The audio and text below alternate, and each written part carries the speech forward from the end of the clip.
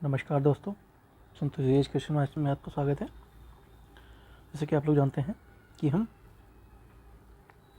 देख रहे थे आधुनिक भारत, जो कि क्विक रिवीजन के रूप में देख रहे थे कि आप जानते हैं एग्ज़ाम आने वाला है। बीपीएससी आ रहा है सर पे, ठीक है। उसके बाद आपका यूपीपीएससी भी आ रहा है। उसके बाद आपका आरओ और एआरओ आ रहा है, ठीक है। इन सभी एग्ज़ामों के लिए बहुत ही इंपॉर्टेंट होने वाली है ये वीडियो। इसका पहला पार्ट ऑलरेडी अपलोड है इसी चैनल पे, मां संतोष एजुकेशन है इस पर। और उसके बाद हम आज नेक्स्ट पार्ट करेंगे, ठीक है। ये सारा हमने कवर कर लिया है, ये सब चीज़ें हमने कवर कर चुके हैं। ये वाला भी कवर कर लिया था हमने, और हमने ये वाला भी कवर कर लिया था। हमने यहाँ तक किया था पहले वीडियो में। आज हम करेंगे नेक्स्ट के आगे से करेंगे। और आप चैनल पर नए हैं, सब्सक्राइब कर सकते हैं। और पीडीएफ के लिए आप टेलीग्राम से जुड़ जाइए, वहाँ पर आपको पीडीएफ मिल जाएगा, ठीक है। तो चलिए शुरू करते हैं। मेरा टाइम गया है, हमने यहाँ तक कर लिया था। ये हमने लॉर्ड विलियम बेंटिक को देख लिया था। अब उसके बाद हम देखेंगे लॉर्ड एडनबरो को। तो लॉर्ड एडनबरो जो है उसका कार्यकाल क्या था? तो कार्यकाल उसका 1842 से 44 ईस्वी तक था। इसके शासनकाल में क्या क्या हुआ कि जो प्रथम आंग्ल अफगान युद्ध समाप्त हो गया था, और जो सिंध है उसको 1883 में इसे पूर्ण रूप से ब्रिटिश साम्राज्य में मिला दिया गया।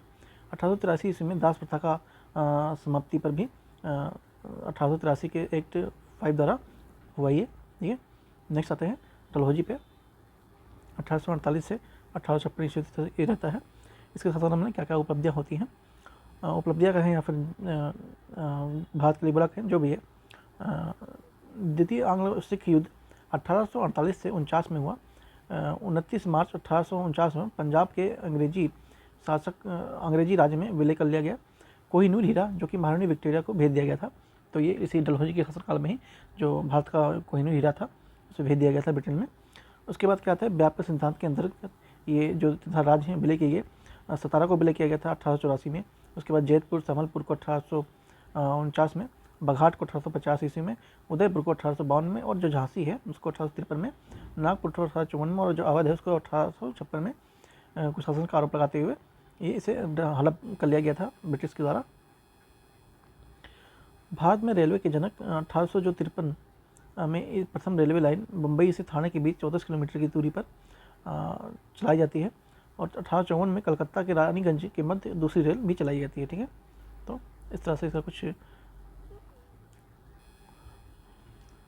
चीज़ें हैं, ठीक है। भारत की पहली बार पीडब्ल्यूडी सार्वजनिक निर्माण विभाग की स्थापना इसी के शासनकाल में होती है, ठीक है। डलहौजी के शासनकाल में ये सारी इतनी सारी उपलब्धियाँ या जो भी है घटनाएँ होती हैं। उसके बाद आते हैं लॉर्ड कैनिंग। इनका शासनकाल होता है 1856 से 1858 ईस्वी तक, ठीक है। भारत के अंतिम गवर्नर जनरल के रूप में, और ये प्रथम वायसराय के रूप में इनको जाना जाता है। 1857 में प्रथम स्वतंत्रता संग्राम हुआ। उसके 1857 में कलकत्ता, बम्बई, मद्रास में 3 विश्वविद्यालय की स्थापना होती है। कितनी होती है? 3 होती है। कंपनी के शासन का अंत होता है इसमें। और उसके बाद जो मुगल साम्राज्य है, मुगल सम्राट के पद का समाप्त कर दिया गया इसी में।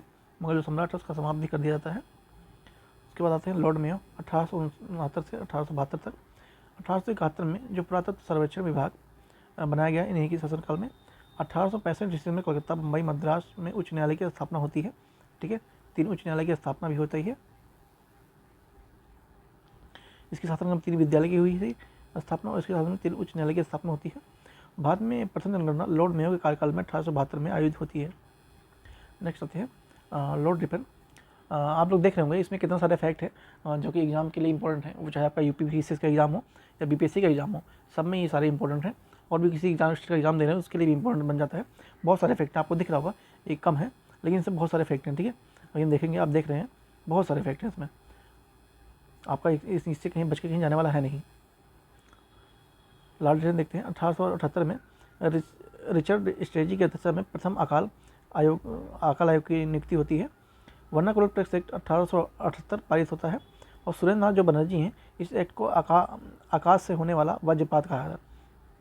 जो वर्नाकुलर टैक्स एक्ट था 1878 का, उसमें जो सुरेंद्र नाथ बनर्जी हैं उन्होंने क्या बोला कि आकाश से होने वाला जो बिजली गिरती है वज्रपात, उसको कहा कि ये बिजली के समान गिर है भारतीयों पे। द्वितीय आंग्ल अफगान डीसी के शासनकाल में होता है 1878 से 80 के बीच में। वैधानिक जनपद सेवा का गठन 1878 में किया गया। सिविल सेवा की जो परीक्षा में प्रवेश की अधिकतम आयु सीमा 21 वर्ष से घटाकर 19 वर्ष कर दी गई थी। तो जो लॉर्ड लिटन है इसी के शासनकाल में सिविल सेवा की आयु 21 से 19 वर्ष कर दिया गया था। उसके बाद है लॉर्ड रिपन 1880 से 84। नियमित जनगणना इनके शासन से शुरू होती है 1881 से, नियमित 10 साल पर जनगणना होने लगी। उसके बाद स्थानीय स्वशासन जो संबंधी जो प्रस्ताव थे 1882 में ईस्वी में, इसलिए रिपन को स्थानीय स्वशासन का जनक कहा जाता है। ठीक है, तो जो रिपन है ये स्थानीय स्वशासन के जनक भी कहे जाते हैं, क्योंकि इन्हीं के शासनकाल में ये प्रस्तावित हुआ था। विलियम जो हंटर हैं, इनकी अध्यक्षता में 1872 में शिक्षा आयोग का गठन होता है, जो कि प्राथमिक जो शिक्षाएँ होती हैं उनसे संबंधित था। उसके बाद जो वर्नाकुलर प्रेस एक्ट 1882 में इसका समाप्त कर दिया जाता है, जो भी पीछे चालू हुआ था। 2 फरवरी 1883 ईस्वी में जो यूरोप के विरुद्ध भारतीय न्यायाधीशों द्वारा मुकदमे की सुनवाई के लिए प्रस्तावित इल्बर्ट बिल विवाद हुआ, और यह श्वेत विद्रोह के नाम से भी जाना जाता है। ठीक है, जो इल्बर्ट जो बिल है उसे श्वेत विद्रोह के नाम से भी जाना जाता है, ध्यान में रखेंगे, पूछा जा सकता है। उसके बाद हैं लॉर्ड डफरिन 1884 से 1886। डफरिन के समय में ए हुम ने 1885 में भारतीय राष्ट्रीय कांग्रेस की स्थापना होती है। तो लॉर्ड डफरिन के शासनकाल में ए हुम द्वारा 1885 में कांग्रेस की स्थापना होती है। 1887 में डफरिन के कार्यकाल के बाद इलाहाबाद की संधि, माफ कीजिए, इलाहाबाद विश्वविद्यालय की स्थापना भी की जाती है। ठीक, इलाहाबाद की जो विश्वविद्यालय है उसको 1887 में इस्टेब्लिश किया जाता है। ये दोनों ध्यान रखेंगे, इंपॉर्टेंट दोनों की दोनों, कांग्रेस का स्थापना और विश्वविद्यालय इलाहाबाद विश्वविद्यालय की स्थापना। उसकी बात है लॉर्ड कर्जन 1899 से 1905 तक। लॉर्ड कर्जन के कार्यकाल में गठित आयोग निम्नलिखित है।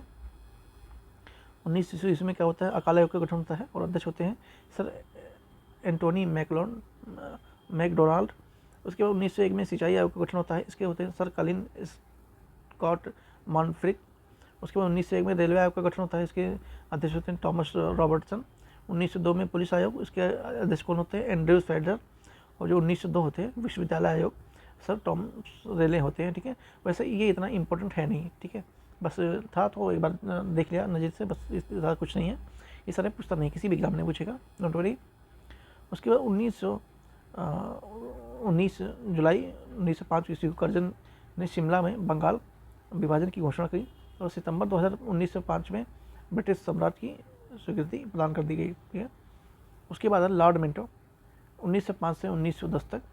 1907 ईस्वी में सूरत अधिवेशन शासनकाल विभाजन होता है।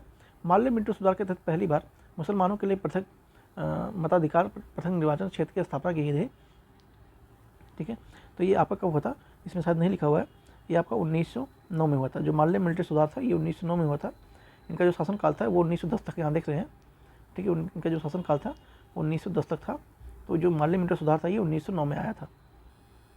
उसके बाद लॉर्ड हेडिंग देती है 1910 से 1916। दिल्ली दरबार में भारत की विभाजन रद्द करने की घोषणा कर दी गई और राजधानी को कलकत्ता से दिल्ली स्थानांतरित करने की 1911 में घोषणा की गई। ये क्वेश्चन इंपॉर्टेंट है। ठीक है, कलकत्ता से राजधानी दिल्ली कब हुई, तो 1911 में स्थानांतरित हुई थी। बहुत ध्यान से सुनेंगे ये चीज़ें। 1912 में दिल्ली भारत की राजधानी बनी। ठीक है, स्थानांतरित हुई थी 1911 में, लेकिन जब 1912 आते थे भारत की राजधानी दिल्ली बन गई।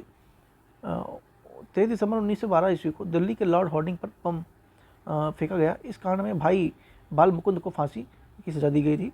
इस पर जो 23 दिसंबर 1912 को जो बम फेंका गया उसमें बाल मुकुंद को उनको फांसी दे दी गई थी।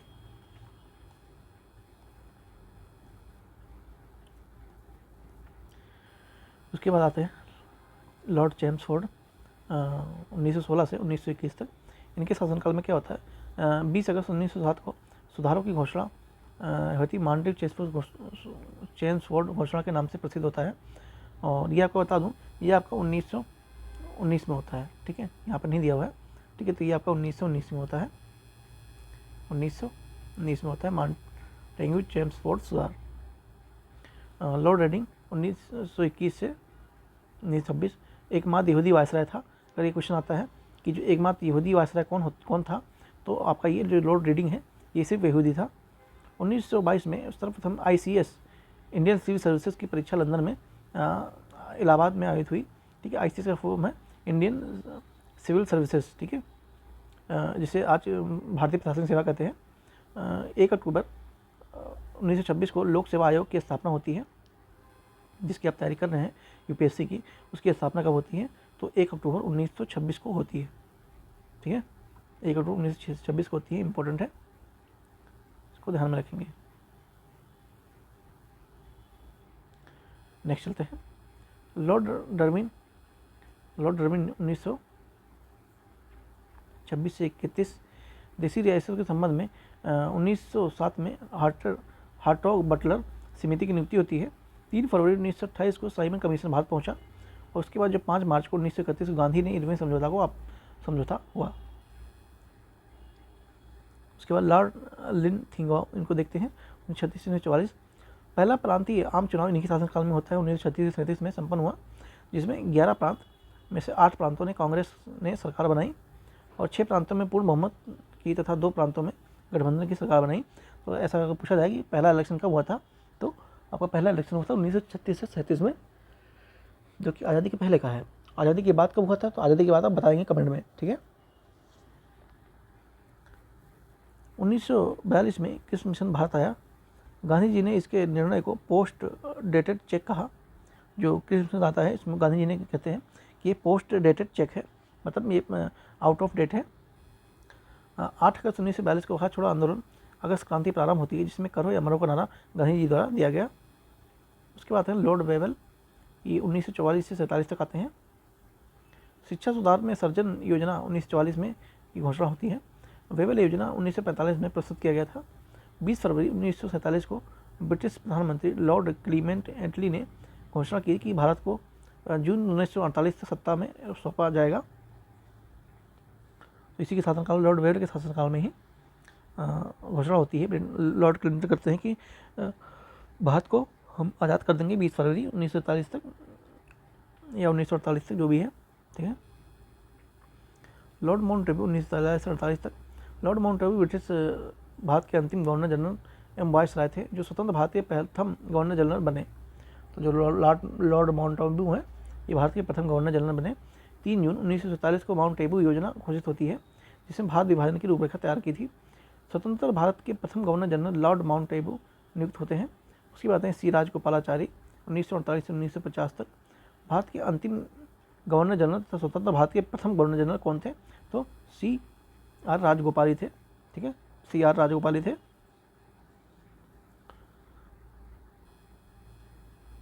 आपने सब्सक्राइब नहीं किया है तो मसंतोष एजुकेशन है, इस चैनल को सब्सक्राइब कर सकते हैं, बेल आइकन ना भूलें। आप लोग देख तो लेते हैं पर सब्सक्राइब नहीं करते हैं, तो आपसे रिक्वेस्ट है सब्सक्राइब कर दीजिए करिए। देखिए सब्सक्राइब करने में कोई टाइम पर जा नहीं रहा है, ठीक है ना, आपको कुछ पे करना है इसमें, तो सिर्फ एक बटन दबानी है, तो आप इतना तो कर सकते हैं। अगर मैं आपके लिए वीडियो बना रहा हूँ, इतनी मेहनत कर रहा हूँ आपके लिए, तो आप इतना तो बटन तो दबा ही सकते हैं, बाकी आपकी इच्छा है। ब्रिटिश कालीन भू राज्य व्यवस्था, अस्थायी बंदोबस्त और रैयतवाड़ी और मालवाड़ी, ठीक है, ये 3 व्यवस्थाएं थी ब्रिटिश काल में और काफ़ी इनका क्रिटिसिज्म हुआ है, देखते हैं अभी हम भी आगे। तो अस्थायी बंदोबस्त या जमींदारी बंदोबस्त 1793 ईस्वी में होता है। किसके काल में होता है, लॉर्ड कॉर्नवालिस के काल में होता है। कहाँ पे होता है, बंगाल में होता है, बिहार में होता है, उड़ीसा में होता है, उत्तर प्रदेश में होता है, बनारस खंड में होता है और उत्तरी कर्नाटक में होता है, ठीक है। उसके बाद इसमें क्या मांगा था, ब्रिटिश भारत का 19% भूभाग पर अवस्थित है, ठीक है, 19% भूभाग अवस्थित है। भूमि अधिकृत जमींदारों को दिया जाता था। ब्रिटिश सरकार को राजस्व देने की जिम्मेदारी सौंपी गई थी, ठीक है, जो ब्रिटिश सरकार है को राजस्व देने की जिम्मेदारी सौंपी गई थी। तो इस तरह से जो आपका स्थायी बंदोबस्त है या जमींदारी प्रथा है, इसका क्रियान्वयन होता रहा। लॉर्ड कॉर्नवालिस के द्वारा कहाँ पर हुआ, ये आपको बता दिया है। उसके बाद है रैयतवाड़ी 1820, टॉमस मुनरो के शासनकाल में ये होता है। और बम्बई, मद्रास और असम 3 स्टेट में ये होते हैं, ठीक है, कहाँ होते हैं, बम्बई, मद्रास और असम में होते हैं। उसके बाद ब्रिटिश भारत का 51% भूभाग पर ये कार्यक्रम का फैला हुआ था। भूमि का मालिकाना हक किसान नहीं होता था। ब्रिटिश सरकार को राजस्व देने की जिम्मेदारी किसान होती थी, ठीक है, ब्रिटिश सरकार की जो राजस्व देने की जिम्मेदारी किसान की होती थी। और यहाँ पर ये भूमि का मालिक किसान ही होता था यहाँ पे इसमें। उसके बाद महलवाड़ी 1822, इसमें किसानों को हॉल्ट मैकेंजी के शासनकाल में होता है। और ये कहाँ पे था, उत्तर प्रदेश, मध्य प्रदेश और पंजाब में होता है। ब्रिटिश शासन का 30% भूभाग इसमें आच्छादित था। भूमि पर गांव का अधिकार होता था। ब्रिटिश सरकार सत्ता राजस्व देने की जिम्मेदारी गांव के मुखिया की होती थी, ठीक है। आप देख रहे हैं तीनों में क्या अंतर है। इसमें क्या होता था, इसमें राजस्व जिम्मेदारी ब्रिटिश सरकार को होती थी। इसमें क्या था, इसमें ये आपका स्थायी बंदोबस्त ब्रिटिश सरकार की होती थी। रैयतवाड़ी में आपका क्या होता था, इसमें किसान की होती थी जिम्मेदारी। और जो आपका महलवाड़ी है, इसमें आपका मुखिया की, जो गांव का मुखिया होता है उसकी जिम्मेदारी होती थी लगान पहुंचाना। ब्रिटिश कालीन जो समितियाँ हैं इनको थोड़ा नज़र डाल देते हैं, वैसे तो पूछता है नहीं, बट फिर भी अगर हम कर रहे हैं तो एक नज़र देखने में क्या जा रहा है। यहाँ पर आयोग दिया हुआ है, ये कुछ अध्यक्ष के नाम है, यहाँ पे वायसराय कौन था और उद्देश्य क्या था। तो जो इनाम आयोग था, ठीक है, इनाम आयोग का गठन होता है 1852 ईस्वी में, और अध्यक्ष इसके इनाम होते हैं, ठीक है, इनाम इनके अध्यक्ष होते हैं। वायसराय कौन था उस समय वो लॉर्ड डलहौजी वायसराय था। और इसका जो इनाम आयोग था, इसका लाने का उद्देश्य क्या था कि जो भूस्वामी हैं उनकी संपत्ति उपाधियों की जांच करना का मतलब प्राथमिक उद्देश्य था इनाम आयोग का। चार्ल्स वुड डिस्पैच 1854 में आता है। इसके समय में कौन थे? चार्ल्स वुड थे अध्यक्ष, और डलहौजी इनके साथ वायसराय था।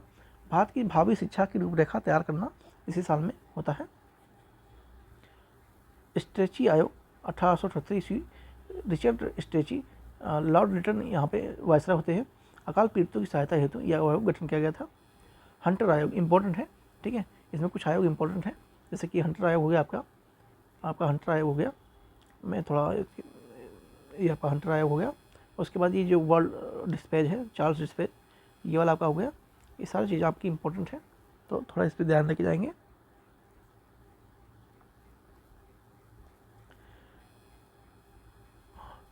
हंटर आयोग में कौन था? विलियम हंटर था, और लॉर्ड रिपन उस समय का वायसराय था। शिक्षा की प्रगति के पुनरावलोकन हेतु यह उद्देश्य बनाया गया था इसको।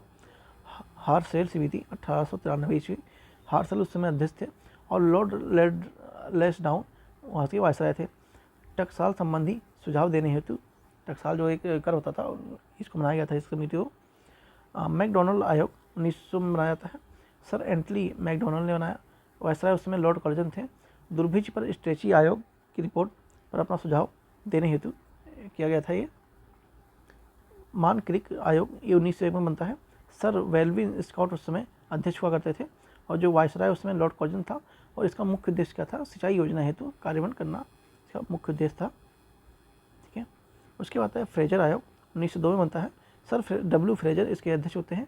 लॉर्ड कर्जन उसकी क्या बोलते हैं, वायसराय होते हैं, और जो पुलिस शासन कार्य परिस्थिति की जांच करना इसका मुख्य उद्देश्य होता है। सेटलर आयोग का होता है 1907 में।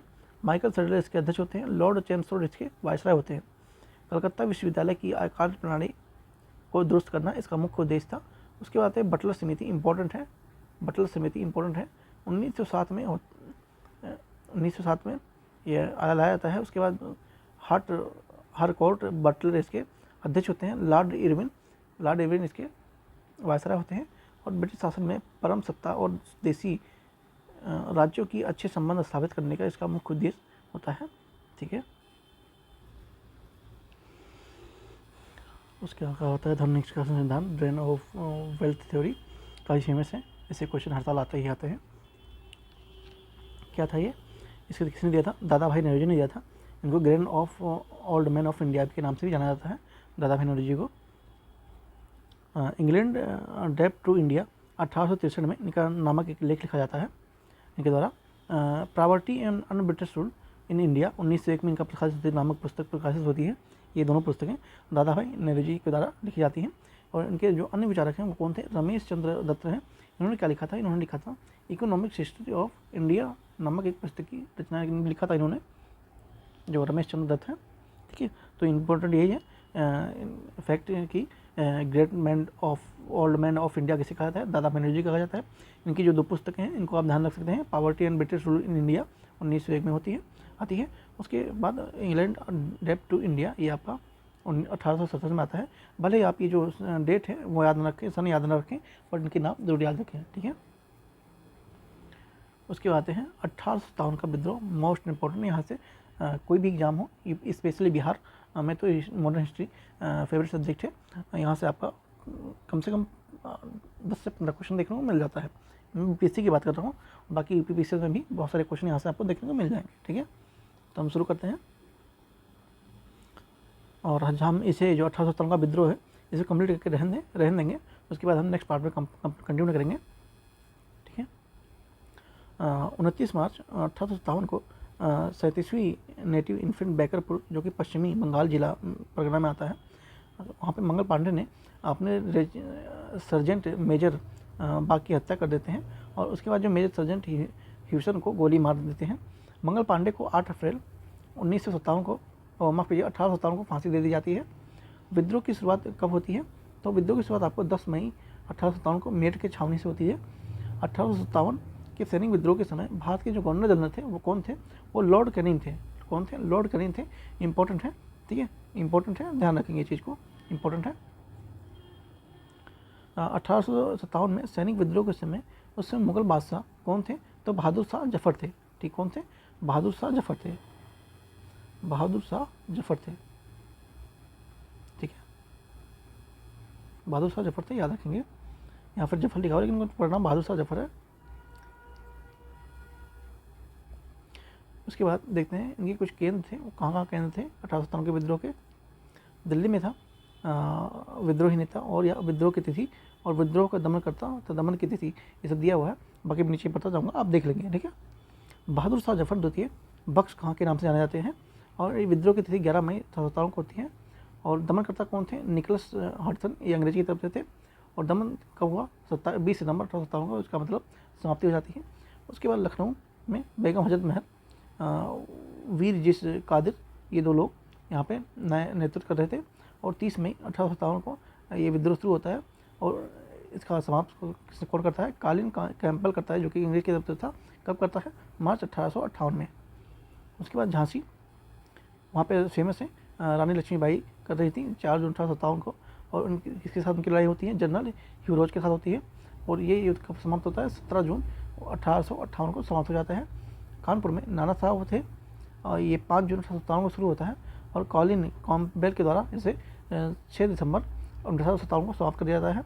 जगदीशपुर में स्पेशली बीपीएससी वाले ध्यान देंगे, ठीक है, बीपीएससी वाले ध्यान देंगे, ये फेवरेट क्वेश्चन है। जगदीशपुर कुंवर सिंह जो है ये फेवरेट है। ये कब होता है? 12 जून 1857 को शुरू होता है। मेजर विलियम टेलर एंड विटसन आयर के द्वारा इसे समाप्त कर दिया जाता है। और कब होता है? दिसंबर 1858 में होता है, ठीक है। तो बीपीएससी वाले ध्यान देंगे इस पर।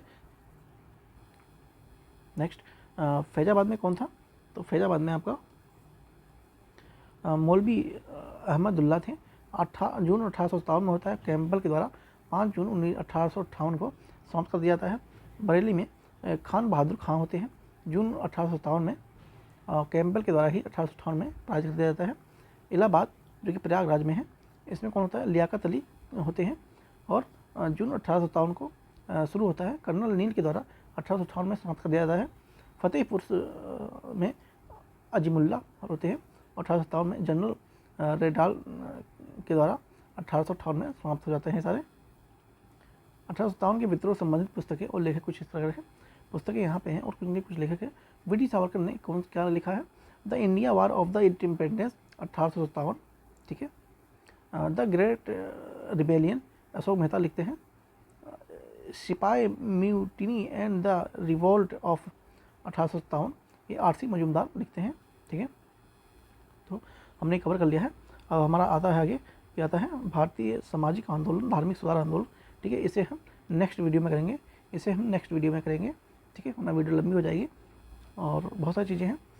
तो प्लीज़ आप नए हैं तो सब्सक्राइब जरूर कीजिएगा, वीडियो अच्छी लगी हो।